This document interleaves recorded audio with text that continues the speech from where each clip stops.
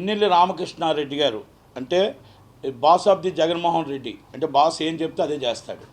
ఎందుకంటే బోడా ఉమా గారిని ఇంతకుముందు బుద్ధ వెంకన్న గారిని చంపడానికి ఎంతమంది ప్రయత్నం చేశారో, అక్కడ ఎంత బీభత్సం జరుగుతుంది, ఇప్పుడు 144 సెక్షన్ జరుగుతుందో దీని అంతటికీ కారణం అక్కడ బాస్ ఉంది జగన్మోహన్ రెడ్డి గారి శిష్యుడే పిన్నెల్లి రామకృష్ణారెడ్డి గారు. ఆయన మనం ఒక దాంట్లో టీవీలో చూసాం, డైరెక్ట్గా ఈవీఎంలు ఇరగ్గొట్టేస్తుంటే మరి ఎలక్షన్ కమిషనర్కి వెబ్ కెమెరాల ద్వారా వెబ్ చెకింగ్ల ద్వారా అక్కడ కనబడుతూ ఉంటాయి. 13వ తారీఖు నాడు జరిగిన ఘటనకి ఇప్పుడు దాకా బయటికి రాకుండా అసలు ఆయన మొన్నటిదాకా అక్కడే ఉండి ఆయన హౌస్ అరెస్ట్ చేశారు. పోలీసులు పట్టించుకోలేదు, ఎలక్షన్ కమిషన్ పట్టించుకోలేదు. ఆల్రెడీ అక్కడ ఆర్ఓ ఎవరైతే ఉన్నారో, అక్కడ సెక్యూరిటీ ఆఫీసర్ ఎవరైతే ఉన్నారో, ఎందుకు ఇరిగిపోయింది, ఎందుకు ఆ ఓట్లు బయటపడ్డాయి, ఇవన్నీ మీద వివరణ కూడా తీసుకోకుండా 22వ తారీఖు అంటే ఇవాళ 23వ తారీఖు, ఇవాళ 23 అంటే 22 అంటే నిన్న మార్నింగ్ కానీ election commission CEC central election commission సీరియస్గా తీసుకుంటేనే కానీ అరెస్ట్ వారెంట్ జారీ చేయడం కేసు అవ్వలేదు. ఆయన ఎన్నోసార్లు చెప్పాడు వచ్చి లైవ్లో, నాకు కేసు కూడా లేదు నా మీద, నేను స్వచ్ఛందంగా హైదరాబాద్లో నేను ఉన్నాను అని చెప్పుకొచ్చాడు. నిన్న ఉదయం నుంచి కనబట్టలేదని పోలీసులు చెప్తున్నారు. ఎంత నిజం అంత అబద్ధం పోలీసులకి తెలుస్తుంది. ఎందుకంటే ఇక్కడ మనం ఒకటే చెప్తున్నాం, ప్రజల ప్రకారం ప్రజలు స్వచ్ఛందంగా ఓటు వేయాలని కోరుకుంటప్పుడు ఈ విధంగా ఈ ఘటనలు అనేది కరెక్టా?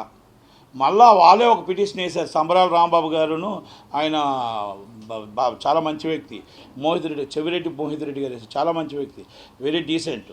ఆయన కూడా వేశాడు. ఏమని వేశాడు హైకోర్టులో, సార్ మమ్మల్ని అన్యాయం చేశారు, మాకు ప్రాణహాని ఉంది, మాకు రీపోలింగ్ చేయండి అని వేశాడు. వాటిమి అంచుల్లో మీరు ఉన్నారని తెలుసుండి హైకోర్టుకి వెళ్ళి ఇక్కడికి వెళ్ళి మీరే అరాచకాలు సృష్టిస్తారు, మీరే మీ అభ్యర్థిని చంపడానికి ప్రయత్నం చేస్తారు, మళ్ళీ మీరే కోర్టులేసి రీపోలింగ్కి వెళ్ళమంటారు. చెవిరెడ్డి భాస్కర్ రెడ్డి గారు మీకు చెప్పవలసిన వాళ్ళమా మేము చెప్పండి. అలాగా వీళ్ళన్నీ కూడా మొత్తం టోటల్గా పల్నాడు అవ్వచ్చు, పిన్నెల్లి రామకృష్ణారెడ్డి గారు అవ్వచ్చు, ఇది అవ్వచ్చు. ఒకప్పుడు రాజారెడ్డి రాజ్యం చూసాం అని చెప్తూ ఉండేవారు. కడపలో మనం వెళ్ళాలంటే ఓటు వేయాలంటే చాలా కష్టం, కడప కాదు రాయలసీమ జిల్లాలోనే కష్టం అనేవారు. ఆనాటి తర్వాత చంద్రబాబు నాయుడు గారు, రాజశేఖర రెడ్డి గారు ఫ్యాక్స్ నిజమే కనబడలేదు, ప్రశాంత ఓటింగ్ చేసి ప్రజలు స్వచ్ఛందంగా ఓటు వేశారు.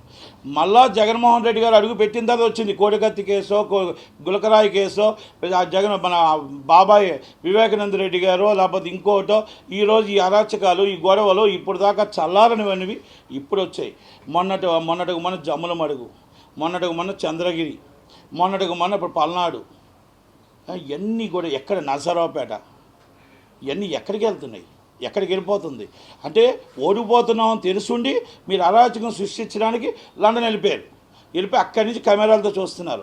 ఒకరోజు మళ్ళీ ఏమైంది, ఒక 6 నెలల క్రితం ఏమైంది, నైట్ చంద్రబాబు నాయుడు గారిని అరెస్ట్ చేయమన్నారు, సాయంత్రం 11 గంటల ఫ్లైట్ ఎక్కారు, అరెస్ట్ చేశారు. అక్కడ కెమెరాల నుంచి అక్కడ సరదాగా చూసుకుంటూ మళ్ళీ నాకేమీ తెలియదు, అయ్యో అవునా చట్టం తన పని తను చేసుకుపోతుంది అని చెప్పారు జగన్మోహన్ రెడ్డి గారు. జగన్మోహన్ రెడ్డి గారు మీరు చేసిన అరాచకాలు, మీరు ఓటమి అంచుల్లో ఉన్నారని అందరికీ తెలుసు. మీరు చెప్పేటప్పుడు వెనకాతలో ఉన్న వాళ్ళు నవ్వకుండా సీరియస్గా మీకోసం చూస్తుంటేనే అర్థమైపోయింది. 16 సీట్లు మనకు వస్తాయి, 150 సీట్లు ప్రతిపక్షాలకు వస్తాయని అర్థమైపోయింది. 110 సీట్లతో గవర్నమెంట్ ఫామ్ చేస్తున్నారు.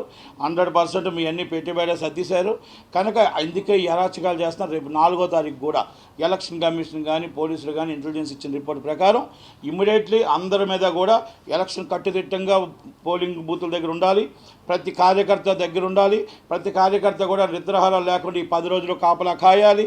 ఏ రాత్రి ఏమైనా జరగవచ్చు, జగన్మోహన్ రెడ్డి గారు ఎలాగైనా చేయొచ్చు, ఏ అరాచకాలైనా జరగవచ్చు. కనుక ఆ అరాచకాలు జరగకుండా మనల్ని మనమే కాపాడుకోవాలి, మన రాష్ట్రాన్ని మనం నిలబెట్టుకోవాలి. ప్రపంచం నుంచి ఎలాగైతే ఓటు వేయడానికి వచ్చారో, మొత్తం పక్క రాష్ట్రాల నుంచి ఎలాగొచ్చారో ప్రతి కార్యకర్త కూడా ప్రతి ఓటరు కూడా మన కాపలా మనమే కాసుకోవాలి. ఏదైనా ఉంటే ఇమీడియట్లీ పోలీసులకు ఇన్ఫర్మేషన్ ఇవ్వాలి, ఎలక్షన్ కమిషన్కి ఇన్ఫర్మేషన్ ఇవ్వాలి. అలాగే ఇంటెలిజెన్స్ రిపోర్ట్ ప్రకారం అలర్ట్ అయ్యి ప్రతి ఒక్కరు కూడా పోలీసు ఫుల్ బందోబస్తు, కేంద్ర బలగాలతో మేము ప్రహరా కాయమని ఫస్టే చెప్పాం. ఇది 3 నెలల ముందు చెప్పాం. సిఎస్ గారు కరెక్ట్గా చేయట్లేదు, గవర్నమెంట్కి వ్యవహరిస్తున్న జగన్మోహన్ రెడ్డి గారు ఆయన చెప్పిందే చేస్తున్నాడు. ఇది 100% ప్రతిపక్షానికి అణచవేయడానికి ఆయన ప్రయత్నం చేస్తున్నాడు. అయినా కూడా ఎలక్షన్ కమిషన్ ఆయన సిఎస్ గారిని పట్టించుకోవట్లేదు.